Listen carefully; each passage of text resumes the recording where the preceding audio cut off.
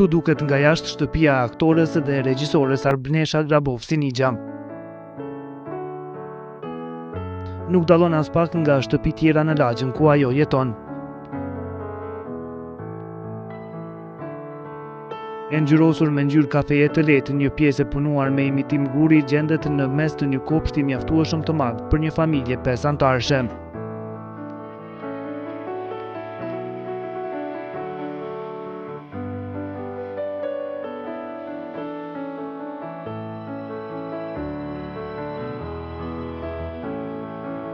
Një ambient i qetë dhe relaksues për të pirë një kafe, pse jo edhe për të ngrënë një drekë apo darkë gjatë ditëve kur mbizotron moti mirë.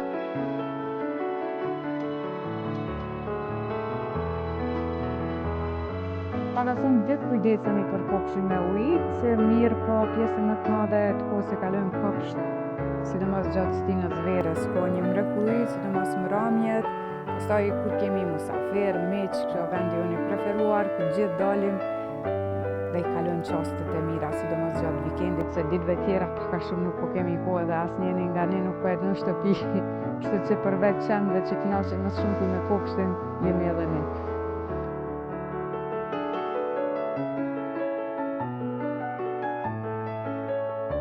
Nuk do shumë mend për të ditur se një shtëpi e një artisteje e cila është e martuar me një arkitekt mund të duket bukur edhe brenda.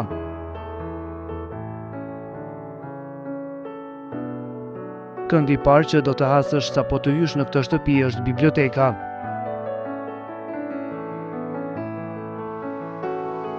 Në këtë kënd, i cili ka një pamje nga kopshti i shtëpisë ku mbizotron ndriçimi natyral, anëtarët e kësaj familje kalojnë një pjesë të konsiderueshme të kohës së tyre.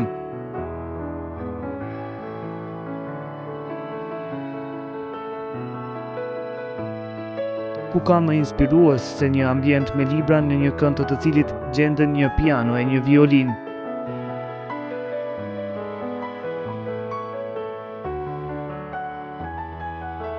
E për të bërë ambientin më të ngrohtë dhe më relaksues, në bibliotekë është e vendosur edhe një lule orhidea.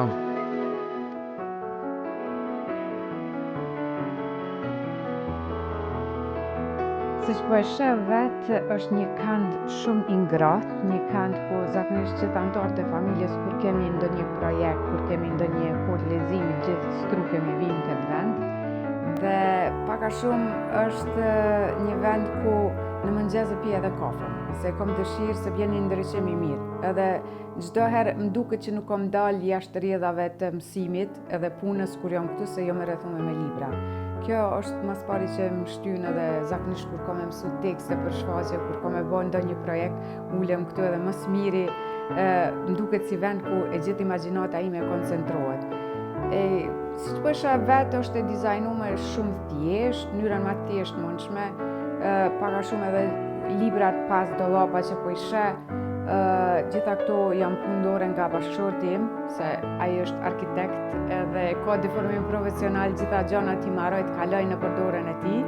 Kështu që merit e gjithë kësaj mund të jetë jo kushtimisht them është e bashkëshortit tim, mirë po edhe unë paka shumë jam kontribuese si interiering design me ja pa të frymën femnore e shtëpisë.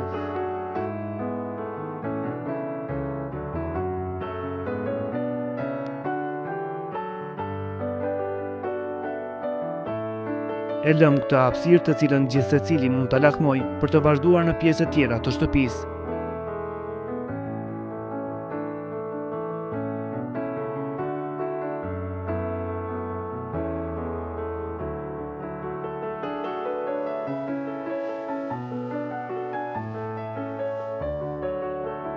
Në katin e dytë të saj gjendet dhoma e ditës ku na priti njëri nga qenushët e kësaj shtëpie.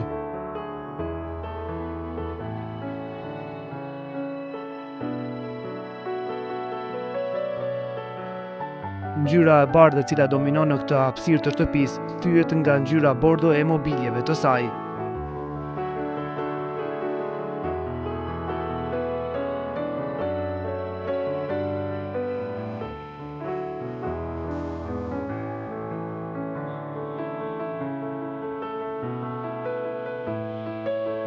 ndërsa kamini i cili gjendet në mes të dhomës së ditës është ambienti më i preferuar gjatë festave për familjen Nixha.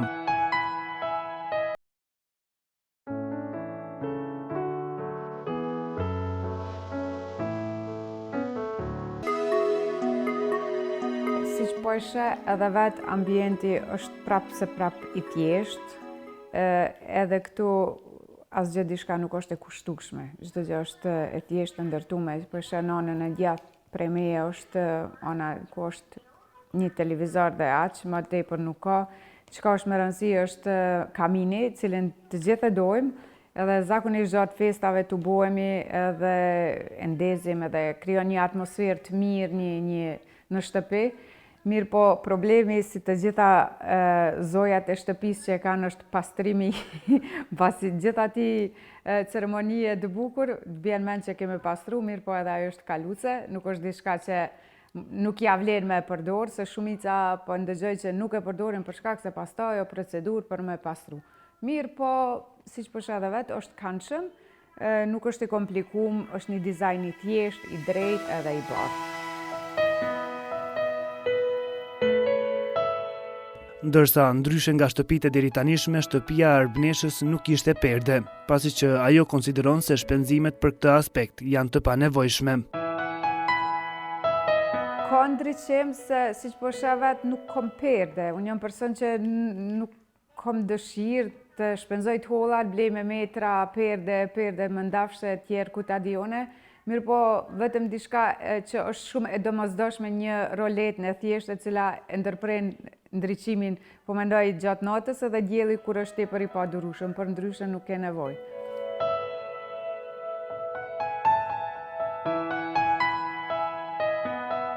Edhe elementet e veshjeve tradicionale janë pjesë e dekoreve në disa hapësira të kësaj shtëpie. Arbnesha këtë dhuratë të bukur nga halla e saj dëshiron ta ekspozoj. Falënderit mas pari që po të pëlqen se i kam të rëndësishme, janë dhurat nga halla ime, mirë po nuk kam dashur që kjo dhurat aq e bukur, artistike të hynë brenda në dollap. Kështu që e kam ekspozu edhe e losi dekorim, edhe çdo herë kushdo që vjen ka me mahnit me këtë punën e dorës arit. Kështu që më pëlqen.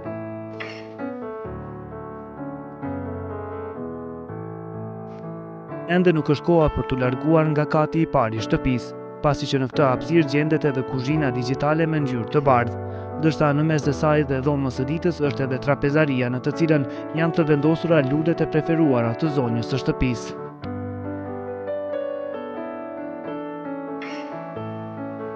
Shpesh nuk ka mbajtëse për me qel derën apo me mbyll kuzhinën, çdo gjë është e rafshuar maksimalisht. Është vendi im detyrimisht i preferuar, dashur e pa dashur, pjesën më të madhe të kohës dhe jetës time e kaloj në këtë vend, kështu që kur nuk mundesh me e fitu, atëherë bashkangjit ju. Kështu që edhe unë kur nuk kam mujt me fitu kuzhinën, më thonë jo, nuk du me zi, mirë po ju kam bashkangjit, tani edhe jam një gjë bërë, se shumë e një falë.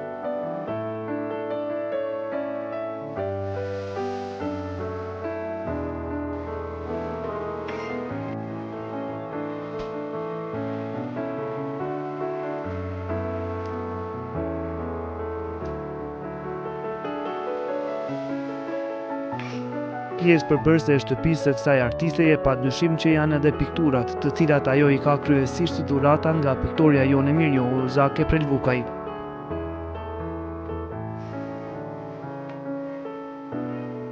Unë vajzave i kanë 3 piktura ku kanë qenë moshës shumë të re, cilat ju kom qitë në ramë dhe sot asoj dite i kom shumë të rëndësishme.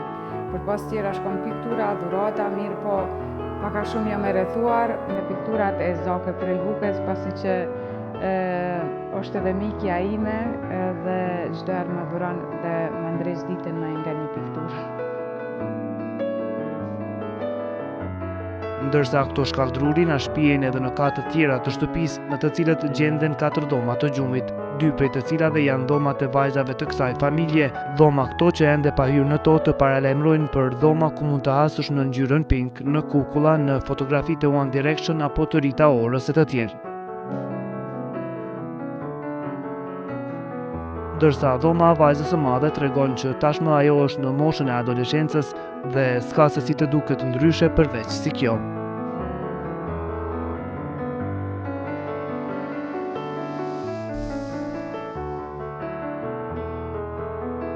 Ndërsa dashamirësia e kësaj familjeje për miqt i ka shtyrë ata të krijojnë edhe një dhomë të veçantë për ta.